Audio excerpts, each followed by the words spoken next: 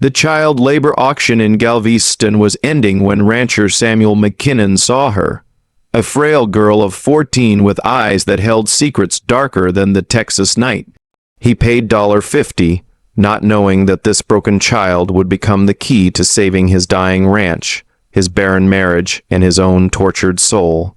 What happened next would shake the very foundations of the Wild West. Before we get into the story, many of our repeated viewers mentioned concerns about script quality. So we've brought in a new writer. We'd love to hear your thoughts, help us grow, and thank you for being here. Samuel McKinnon stood at the back of the crowded warehouse, his weathered hands gripping his hat as he watched the sorry parade of children being sold like cattle. The year 1887 had been harsh on Texas, and desperate families were making desperate choices. Some sold their young ones to factories, others to farms, all hoping their children might find better lives than the poverty that had claimed their own. At 42, Samuel owned one of the largest cattle ranches in Brazos County, but prosperity felt hollow when shared with no one.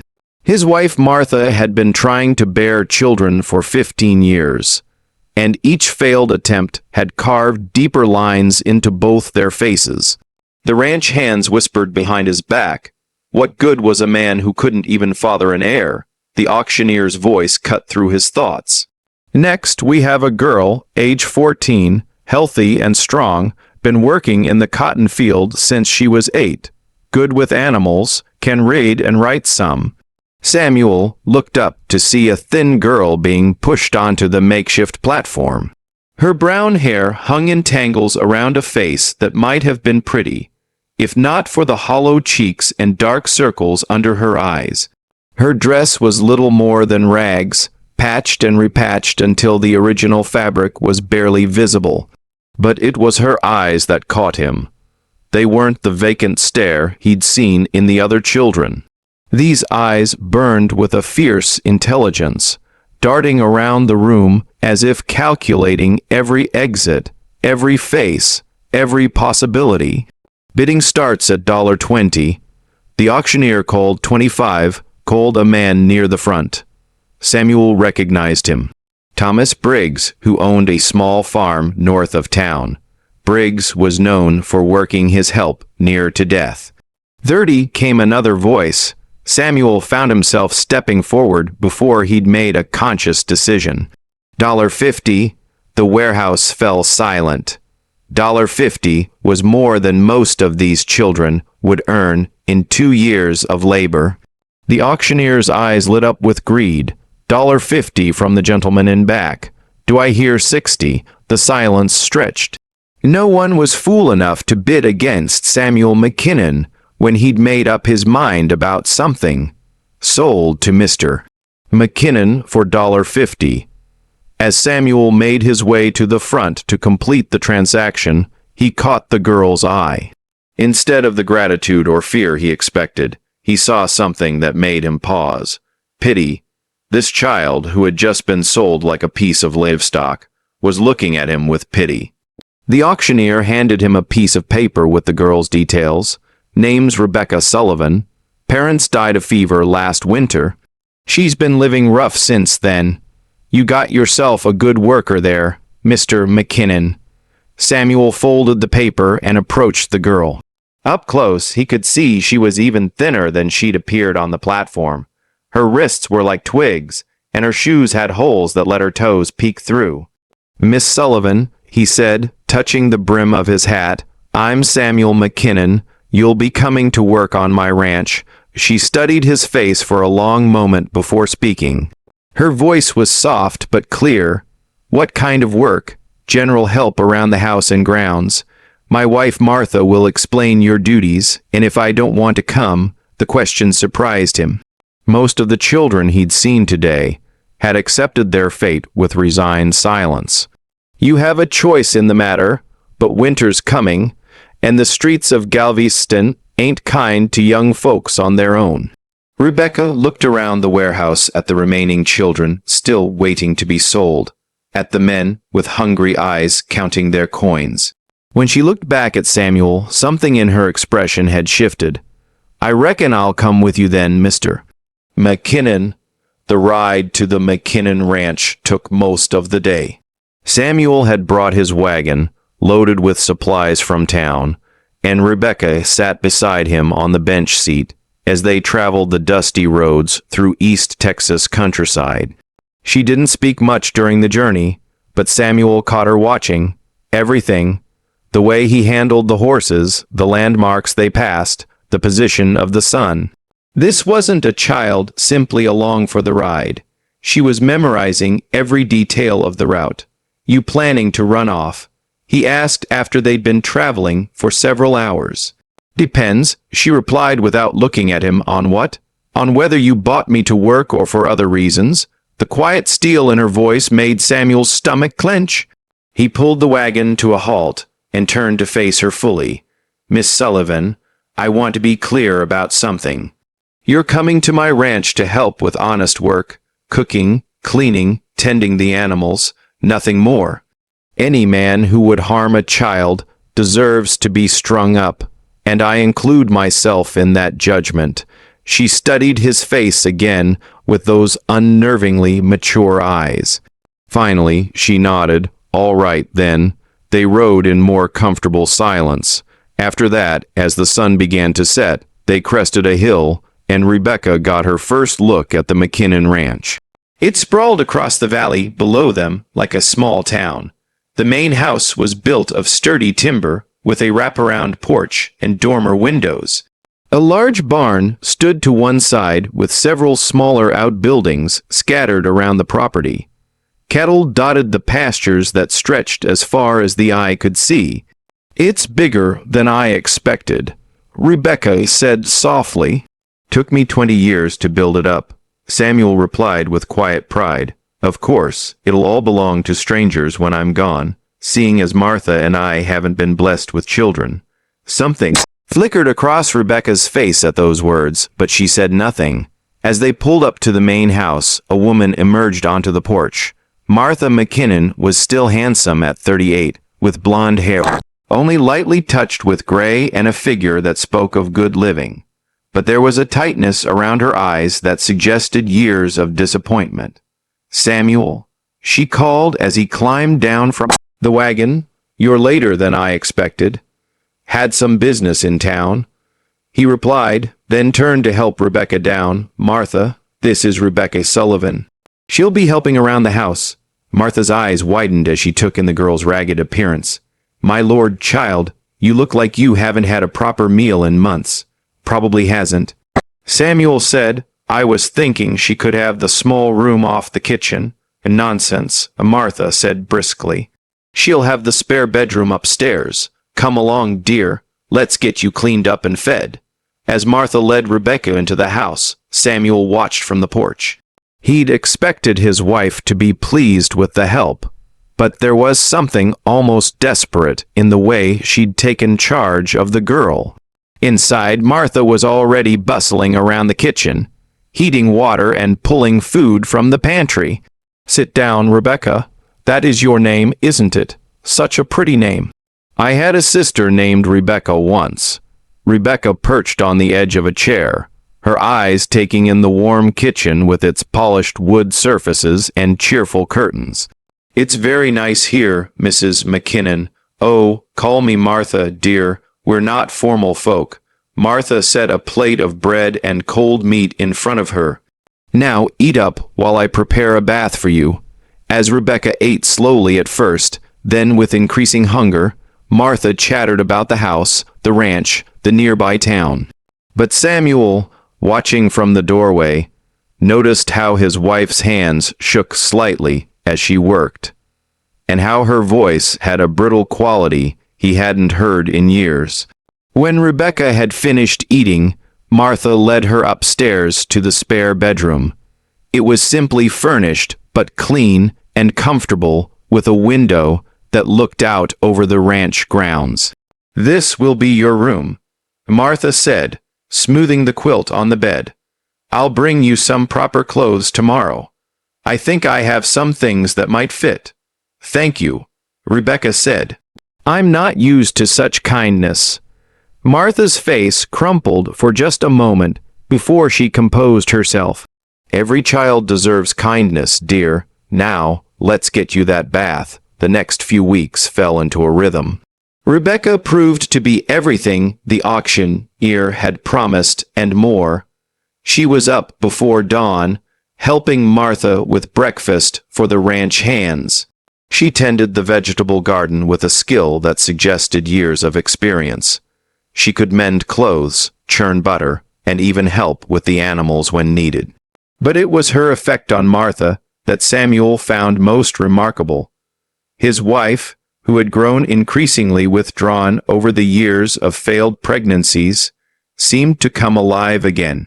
She spent hours teaching Rebecca to cook special dishes, showing her how to arrange flowers from the garden, even reading to her in the evenings.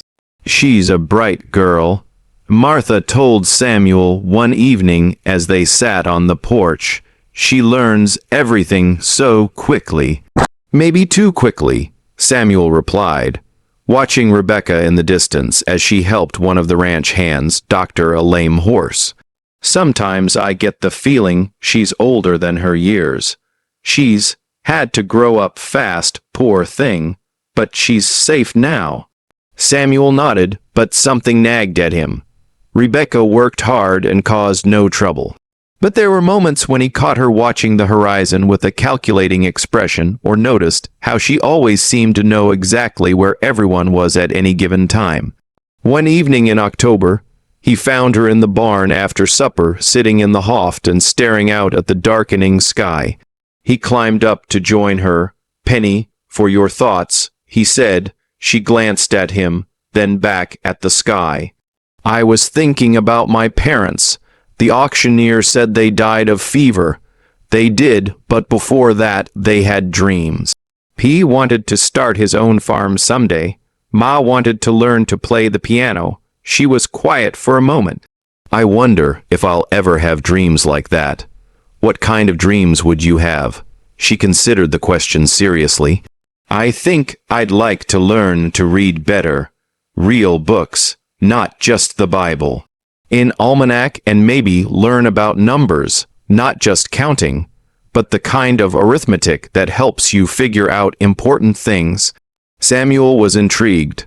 What kind of important things, like how much cattle a ranch can support, how to tell if you're making money or losing it, how to plan for bad years. She looked at him directly. "How to make sure you never have to sell your children." The words hit him like a physical blow. In all his years of running the ranch, he'd never talked to anyone, not even Martha, about the financial side of the operation.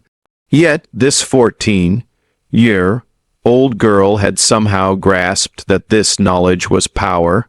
"I could teach you," he found himself saying. "If you're truly interested." Her eyes lit up.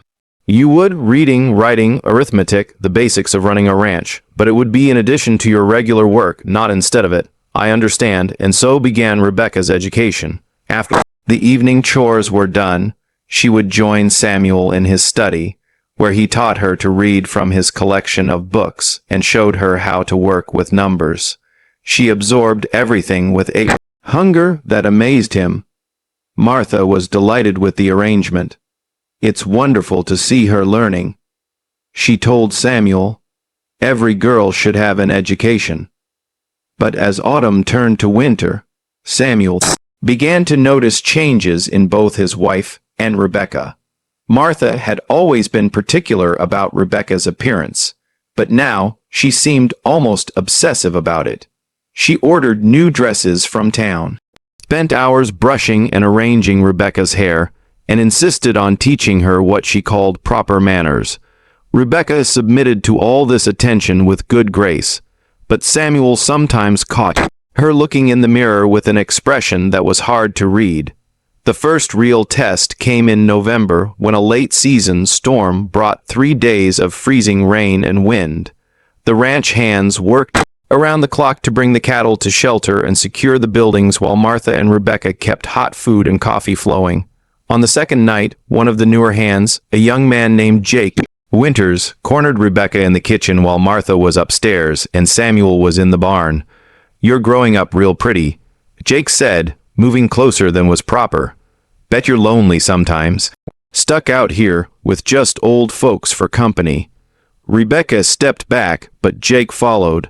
"Come on now, don't be shy. I could show you some fun." "I think you should go back to the bunkhouse," Rebecca said quietly. "Not until I get what I came for," Jake replied, reaching for her. He never saw the cast iron skillet coming. Rebecca's swing caught him square in the temple, dropping him to the kitchen floor like a sack of grain. He wasn't unconscious, but he was definitely seeing stars. "I said, go back to the bunkhouse," Rebecca repeated, still holding the skillet. Jake struggled to his feet, blood trickling from a cut on his forehead. "You little hellcat, you could have killed me, could have, didn't, won't be so careful next time." Samuel's voice cut through the tension like a blade. "What's going on here?" He stood in the kitchen doorway, taking in the scene. Jake holding his bleeding head. Rebecca with the skillet, the determination in her eyes. Jake started to bluster. "Mr. McKinnon, this girl attacked me." I know exactly what you were doing," Samuel said coldly. "Pack your gear. You're off this ranch tonight." "But Mr. McKinnon, it's storming out there. Should have thought of that before you decided to bother a child under my protection." Samuel's hand rested on the gun at his hip. "You've got 10 minutes to clear out, or I'll drag you out myself." Jake looked from Samuel to Rebecca, saw no mercy in either face, and stumbled toward the door. "This ain't over," he muttered. "Yes, it is," Samuel replied. After Jake had gone, Samuel turned to Rebecca. "You all right?" She nodded, setting down the skillet. "I'm sorry about the trouble. You have nothing to apologize for. You defended yourself, and you showed more restraint than I would have." He studied her face. "Where did you learn to handle yourself like that?" "Living on the streets teaches you things," she said simply. Martha appeared in the doorway, drawn by the commotion. When she heard what had happened, her face went pale with fury. "That animal?" she said. "Thank God you're safe, Rebecca." But Samuel noticed how Martha's hands shook as she fussed over the girl, and how her eyes kept darting to the windows, as if expecting more threats to appear. That night, after Rebecca had gone to bed, Martha came to Samuel's study where he was working on the ranch accounts. "We need to talk," she said. Samuel looked up from his ledgers about what happened tonight, about Rebecca. Martha sat down heavily in the chair across from his desk. "Samuel, we can't keep pretending. She's just a hired girl." "What do you mean? Look at her. Really look at her. She's turning into a beautiful young woman, and we're two childless people who have grown far too attached." Martha's voice broke slightly. "What happens when she decides to leave? What happens when some young man comes courting?" Samuel sat down his pen. He'd been trying not to think about these very questions. "She's only been here a few months, Martha. And in those few months, she's become the daughter we never had. Don't tell me you don't see it, too." Samuel was quiet for a long moment. "What are you suggesting?" "I'm suggesting we make it official. We could adopt her." "Martha, she's not an orphan. She was sold into labor. By who? The county. She has no family left, and she's clearly happy here." Martha leaned forward. "Samuel, this could be our chance. The chance we've prayed for all these years." Samuel understood his wife's desperation, but something about the idea troubled him. "We should ask Rebecca what she wants." "Of course, but think about it. She'd have a real home, a real family. She'd inherit the ranch someday. Isn't that better than whatever uncertain future awaits her otherwise?" That night, Samuel lay awake thinking about Martha's words. He'd grown fond of Rebecca. There was no denying it. She was bright, capable, and showed more understanding of ranch operations than any of his hired hands. But was Martha's plan fair to the girl? Chapter 5, Revelations. The answer came sooner than expected. 2 days later, while Rebecca was helping Samuel with the ranch books, she suddenly looked up from the ledger she was studying. "Mr. McKinnon, can I ask you something?" "Of course. Mrs. McKinnon wants to adopt me, doesn't she?" Samuel's pen froze over the page. "What makes you say that? Little things, the way she talks about the future, the clothes she's been buying me, how she introduces me to people in town." Rebecca closed the ledger carefully. "She's a kind woman, and I'm grateful for everything you've both done. But I need you to know something." "What's that?" Rebecca was quiet for a moment, as if choosing her words carefully. "I wasn't entirely truthful about my circumstances when you bought me." Samuel set down his pen. "Go on." "My parents did die of fever. That part was true. But I wasn't just living rough on the streets afterward." She met his eyes. "I was working for a man named Garrett Mills. He ran certain kinds of businesses in Galveston." Samuel's blood went cold. He'd heard of Mills, a man who controlled most of the illegal activities in the port city. "What kind of work?" he asked, though he dreaded the answer. "Nothing like what you're thinking," Rebecca said quickly. "I was too young for that, but I kept his books, carried messages, watched for trouble. I was good with numbers, and I could move around the city without attracting attention." "Why are you telling me this?" "Because Mrs. McKinnon deserves to know what kind of person she wants to adopt.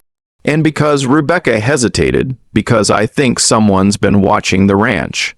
Samuel's hand instinctively moved toward his gun. "What do you mean?" "Yesterday, when I was working in the garden, I saw sunlight reflecting off something in the hills to the east, like someone was using a spyglass. And 2 days ago, I found horse tracks near the creek that don't match any of your horses. You think Mills sent someone after you?" "Maybe, or maybe it's someone else entirely. But I learned a long time ago to pay attention when things don't feel right." Samuel stood up and walked to the window, scanning the hills Rebecca had mentioned. "Why didn't you tell me sooner?" "Because I hoped I was wrong, and because I was afraid you'd send me away if you knew the truth about my past." Samuel turned back to her. "Rebecca, what you did to survive doesn't define who you are. But this Mills character, is he likely to come after you?" "I don't know. I never stole from him, never betrayed him. But he doesn't like loose ends." That evening, Samuel called his foreman, Tom Bradley, into his study. Tom had been with the ranch for 10 years and was one of the few men Samuel trusted completely. "I need you to set up a watch rotation," Samuel said. "Someone's been scouting the ranch." Tom's weathered face grew serious. "You think we're going to have trouble?" "I think we need to be prepared for it." As Tom left to organize the men, Samuel found Martha in the kitchen preparing supper. He told her about his conversation with Rebecca, watching his wife's face carefully as he spoke. Martha listened in silence, her hands never pausing in their work. When he finished, she set down her wooden spoon and turned to face him. "Does this change how you feel about her?" she asked. "No, if anything, it makes me respect her more. She survived things that would have broken most adults. Then it doesn't change how I feel either." Martha's voice was firm. "That child has been through enough. If trouble's coming, we'll face it together." Samuel felt a surge of love for his wife. Despite her desperate desire for a child, Martha's first concern was Rebecca's welfare. "There's something else," he said. "I don't think we should push the adoption idea right now. Rebecca needs to know she has choices, not feel like she's being passed from one owner to another." Martha's face fell slightly, but she nodded. "You're right. But Samuel, I need you to know that girl has brought something back to life in me that I thought was dead forever. I know, she's done the same for me. The attack came 3 nights later, just before dawn. Rebecca, who had taken to sleeping lightly, heard the horses before anyone else. She slipped from her bed and peered out her window to see 6 men riding hard toward the ranch house. She ran to Samuel and Martha's room, pounding on the door. Mr. McKinnon riders coming fast. Samuel was up instantly, grabbing his rifle from beside the bed. How many? 6 that I could see. Martha was already pulling on her robe. Is it Mills? I don't know, but we need to get ready. Samuel sent Martha to wake the ranch hands while he and Rebecca took positions at the front windows. In the gray on light, they could see the riders spreading out to surround the house. Rebecca, Samuel said quietly, "There's a shotgun in the kitchen pantry. You know how to use one." "Yes, sir." "Good. Watch the back door." As Rebecca moved to the kitchen, she caught sight of the lead rider's face in the growing light. Her stomach clenched with recognition. It was Jake Winters, the hand Samuel had fired, and behind him rode several men she recognized from her time in Galveston. The attack began with a shout from Jake. "McKinnon, send out the girl and nobody gets hurt." Samuel's voice rang out from the front window. "You're trespassing on my land. Clear out while you still can. This ain't about you, old man. It's about the girl. She stole something that belongs to my employer." Rebecca felt a chill of fear. She had taken something from Mills before she left. Galveston, a small ledger that contained records of his payments to various city officials. She'd thought of it as insurance, something to keep her safe if Mills ever came after her. But apparently he wanted it back badly enough to send men across half of Texas. The first shots came from the east side of the house, where 2 of Mills's men were trying to force their way into the barn. Tom Bradley and another ranch hand returned. Fire from the barn loft and the attackers fell back. Rebecca heard glass breaking in the front room and knew someone was trying to get in through a window. She left her position at the back door and crept toward the sound, shotgun ready. She found one of Mills's men halfway through the parlor window, struggling to get his legs inside. Rebecca didn't hesitate. She fired once and the man tumbled back outside with a scream. "Rebecca." Martha's voice came from upstairs. "Are you all right?" "Fine," Rebecca called back, reloading the shotgun. The battle continued for what felt like hours, but was probably only 20 minutes. Samuel and his men had the advantage of defensive positions, but Mills's men were well-armed and determined. Finally, Jake's voice cut through the gunfire. "McKinnon, I'm coming in under a white flag." "I want to talk." Samuel considered for a moment, then called back. "Come ahead, but keep your hands where I can see them." Jake approached the front porch with his hands raised, though Rebecca noticed he was careful to stay behind cover. "McKinnon, this is simple. Send out the girl and we'll ride away. What makes you think I'd turn over a child, a scum like you? Because if you don't, we'll burn you out. We've got the numbers and the firepower." Samuel was about to respond when Rebecca stepped onto the porch, her shotgun cradled in her arms. "Jake." The young man's face twisted with anger and desire. "There you are, pretty girl. You caused me a lot of trouble. You caused your own trouble." Rebecca's voice was steady. "What does Mills really want? You know what he wants. That little book you took when you ran off." Samuel looked at Rebecca in surprise, but she kept her eyes on Jake. "And if I give it to him, then you're free to go. Mills doesn't want you. He's got plenty of girls. He just wants his property back." Rebecca was quiet for a long moment, thinking the ledger was hidden in her bedroom, sewn into the lining of her old dress, the one she'd been wearing when Samuel bought her. She'd kept it as insurance, but now it seemed like it might be the key to everyone's safety. "All right," she said finally, "but I want something in return." Jake grinned. "You ain't in a position to bargain, girl, aren't I?" Rebecca gestured around the ranch. "You're outnumbered and surrounded. Mr. McKinnon's men are good shots, and they know this land better than you do. You might take us down, but it'll cost you." Samuel stepped up beside her. "The girl's right. You want to start a war over a book." Jake's confidence wavered slightly. "What do you want?" "A guarantee," Rebecca said. "I give you the book.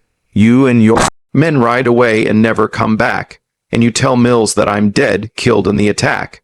That way he has no reason to send anyone else after me. And what makes you think Mills will believe that?" Rebecca smiled grimly. "Because you're going to bring him a piece of my dress with blood on it as proof." The negotiation took another 10 minutes, but eventually Jake agreed. Rebecca went upstairs and retrieved the ledger from its hiding place, then cut a strip of fabric from her old dress and stained it with blood from a cut on her hand. As Jake and his men prepared to leave, he looked back at Rebecca with a mixture of anger and regret. "You could have had an easy life in the city, girl.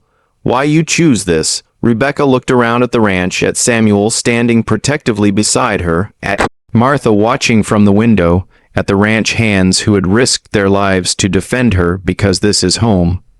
Before we get into the story, let us know how the story feels now. How's the flow? How's the writing? Share your thoughts in the comments and help us grow. Thank you for being here. In the weeks that followed the IA attack, life on the ranch settled into a new rhythm. Samuel hired additional security and had Tom Bradley teach all the household members, including Martha and Rebecca, advanced shooting techniques.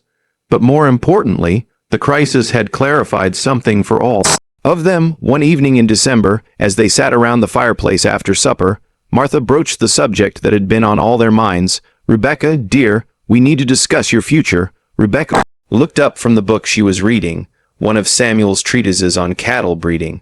"What about it?" "Well, you're not a child anymore, and you're certainly not a servant."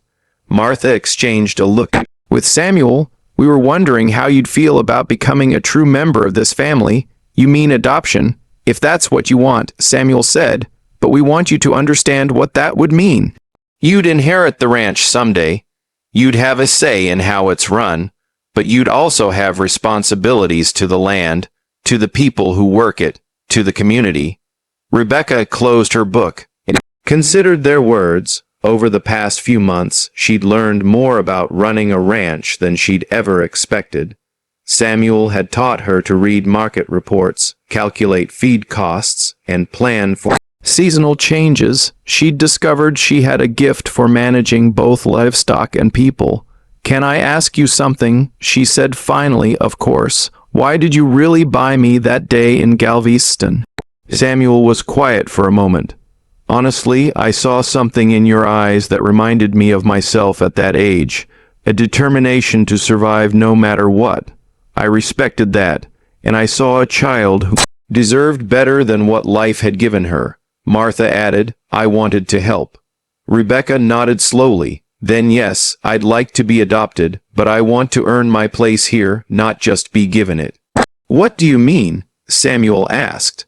"I want to learn everything about running this ranch. I want to prove I can make it profitable and keep it growing, and I want to help other children like I was. Kids who need a chance." Martha's eyes filled with tears. "Oh, my dear girl, there's something else," Rebecca continued. "I've been thinking about what happened with Mills's men. There are probably other children trapped in situations like I was.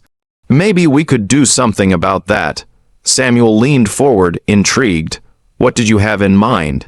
"What if we started small, maybe taking in 1 or 2 children a year who need homes? We could teach them useful skills, give them education, help them build better lives." "That's a wonderful idea," Martha said immediately. "We have plenty of room, and Lord knows we could use more help." Samuel was more cautious.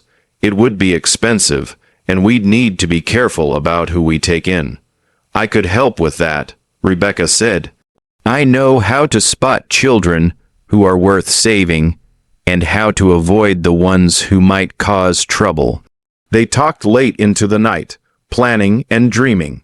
By the time they went to bed, they had outlined a vision that would make the McKinnon Ranch not just a cattle operation, but a place of refuge and opportunity. 5 years later, in the spring of 1892, Rebecca McKinnon stood on the front porch of the ranch house, watching a wagon approach from town.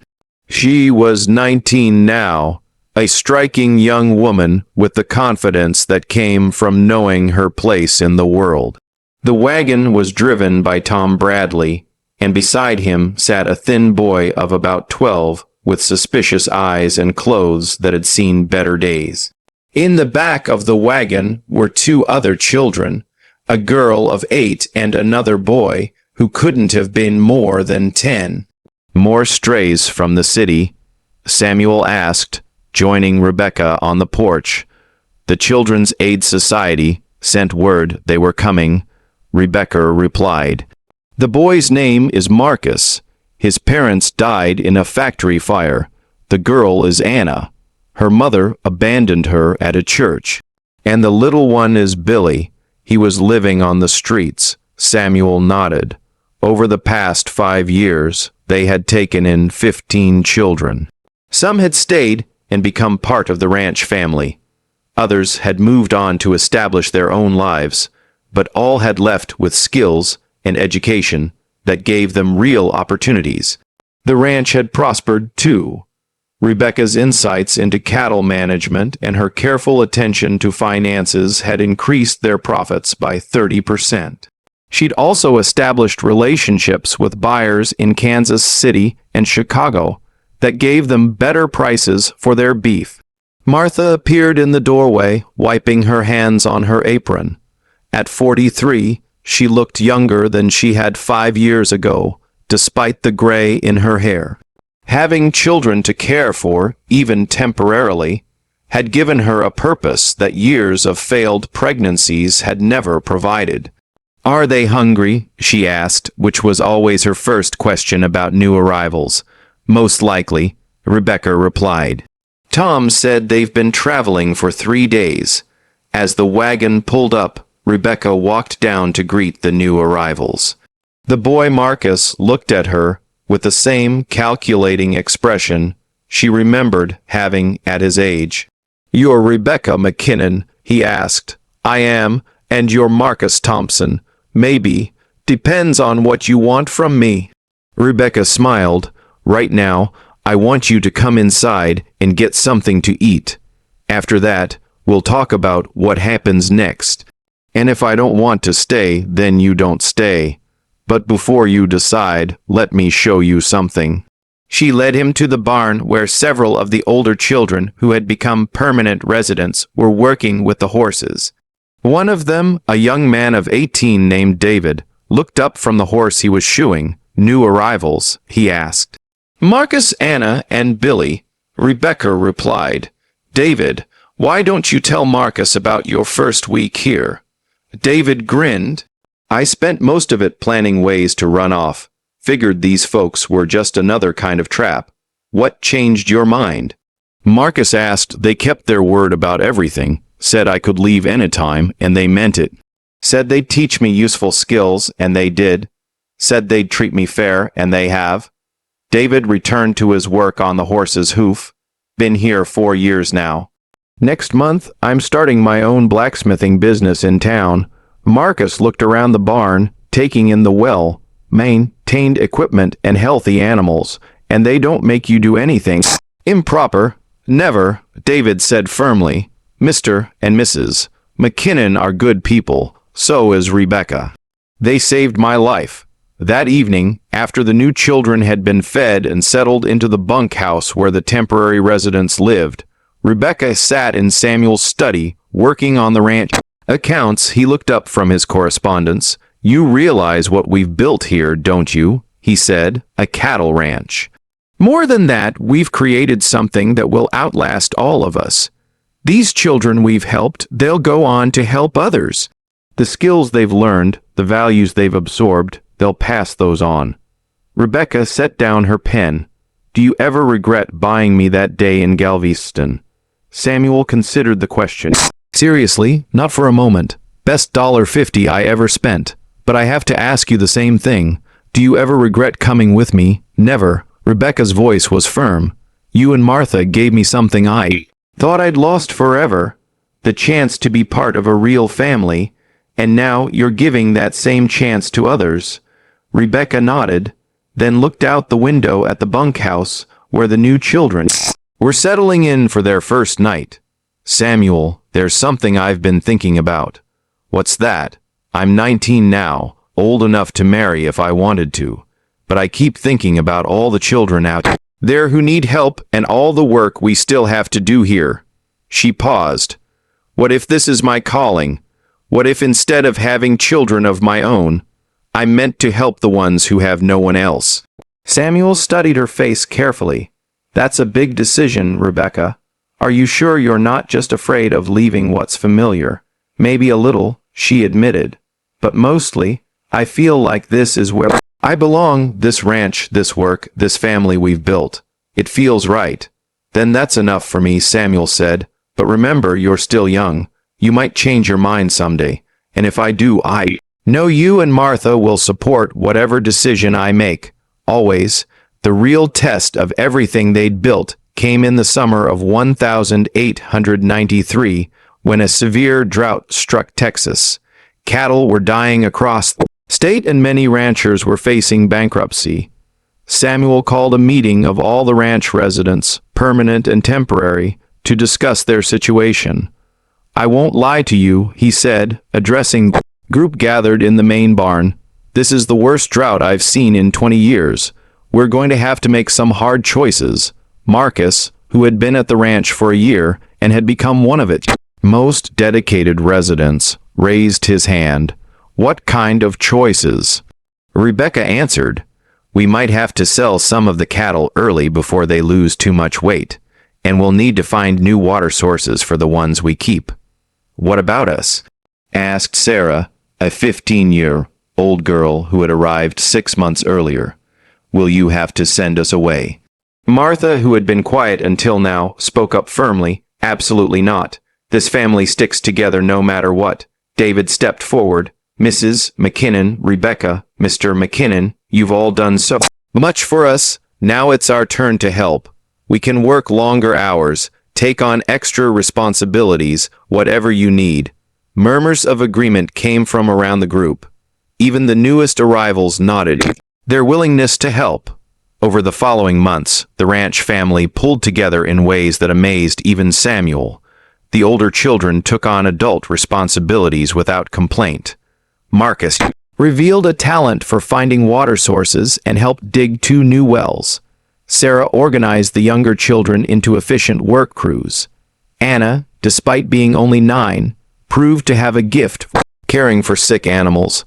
But it was Rebecca who truly stepped up as a leader. She negotiated deals with cattle buyers, managed the ranch's dwindling finances with careful precision, and somehow kept everyone's spirits up even when things looked darkest. One evening in August, as they sat on the porch after another scorching day, Martha took Rebecca's hand. "I need to tell you something," she said. "When Samuel first brought you home, I thought I wanted a daughter. But what I got was so much more than that."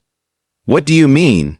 "I got a partner, someone who could carry on what we've built here long after Samuel and I are gone." Martha's eyes were bright with unshed tears. "You've become the heart of this place, Rebecca. These children look up to you not because they have to, but because they want to."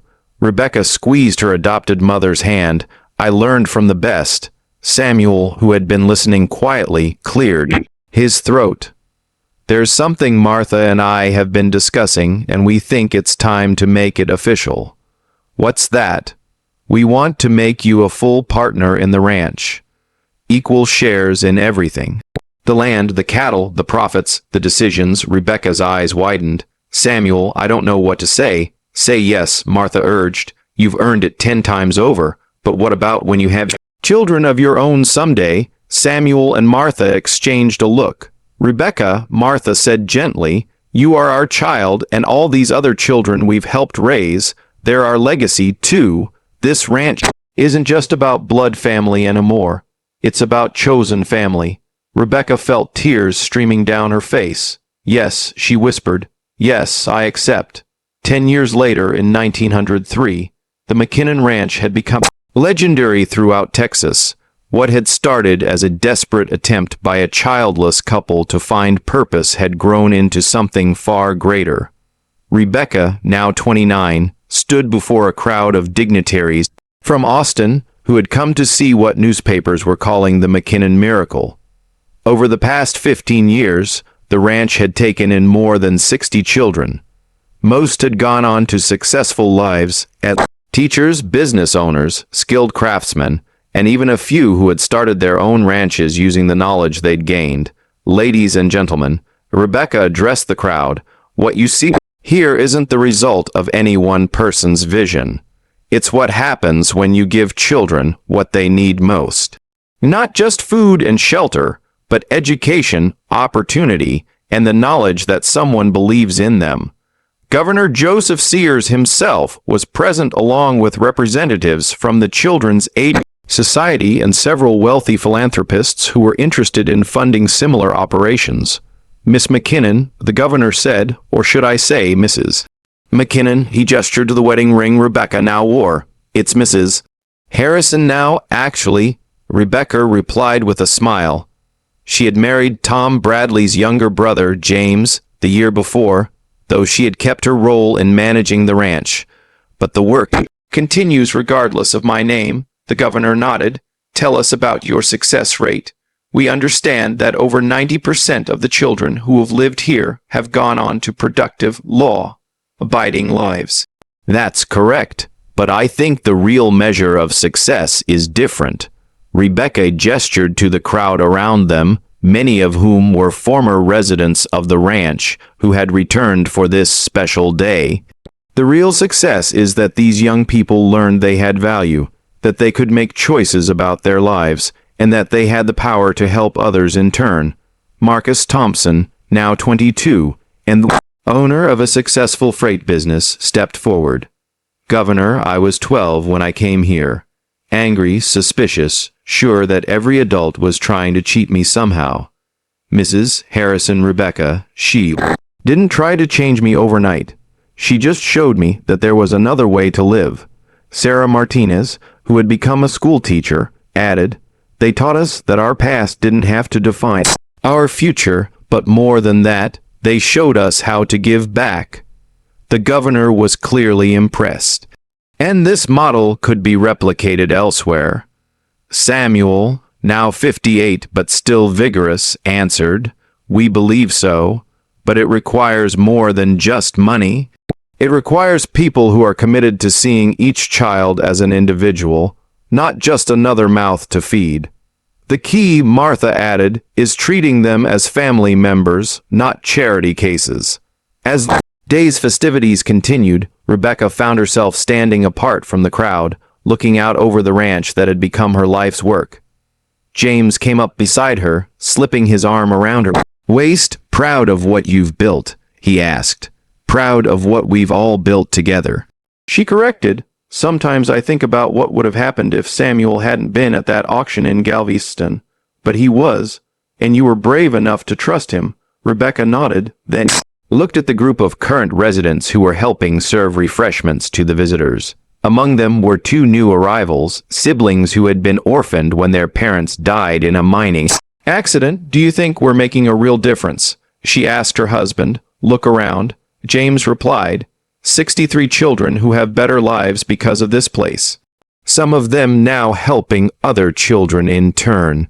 If that's not making a difference, I don't know what is. That evening, after all the visitors had gone, the ranch family gathered for their traditional Sunday dinner. The big dining room was full of current residents, some who had stayed on as permanent family members, and several who had returned for the celebration. Samuel stood to address the group, as he had done countless times over the years, but this time his words carried special weight. 18 years ago, he began, I bought a 14-year-old girl at a labor auction because something in her eyes told me she deserved better. I thought I was saving her, but it turned out she was saving me and Martha and all of us. He looked around the table at the faces gathered there, young and old, newcomers and veterans. all part of the family they had chosen to create. What Rebecca built here proves something important. That family isn't just about blood, it's about commitment, about choosing to care for each other, about passing on. Best of what we've learned, Rebecca stood as well. And it proves that no child is too damaged, too angry, or too lost to be saved. Sometimes all it takes is someone willing to see their potential.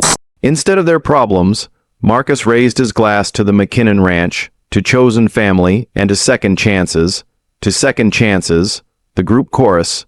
25 years after that first meeting in Galveston, Rebecca sat in the same study where Samuel had first taught her to read financial reports. Now it was she who was teaching, this time to Elena, a sharpied 13-year-old who had arrived 6 months earlier. So if we sell the cattle in Kansas City instead of Fort Worth, we make how much more per head?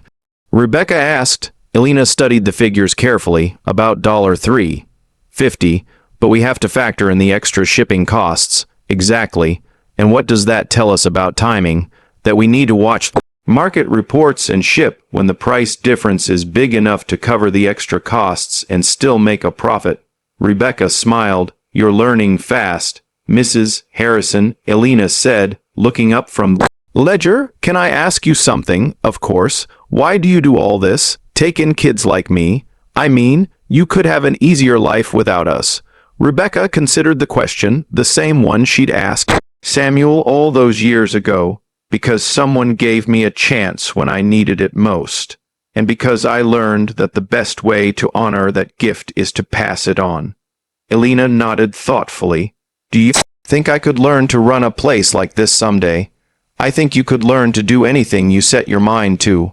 But first, let's master these cattle calculations. As they returned to their work, Rebecca felt the same sense of continuity and purpose that had sustained her for over 2 decades. Outside, she could hear the voices of children playing in the yard, the sound of ranch hands working with the horses, and Martha calling everyone in for supper. Samuel and Martha were both in their 70s now, still active, but beginning to slow down. Soon, the full responsibility for the ranch and its mission would fall to Rebecca and James, but she wasn't worried. They had built something strong enough to last, something that would continue to offer hope and opportunity to children who needed it. Both, the girl who had been sold at a labor auction in Galveston, had become the woman who ensured that no child in her care would ever face such a fate. It was, she reflected, a pretty good life. Work. As the sun set over the Texas hills, painting the sky in shades of gold and crimson, Rebecca closed the ledger and prepared to join her family for dinner. Tomorrow would bring new challenges, new children to help, new opportunities to make a difference. But tonight there was just the warmth of home, the comfort of family, and the satisfaction of knowing that love chosen and given freely could indeed change everything.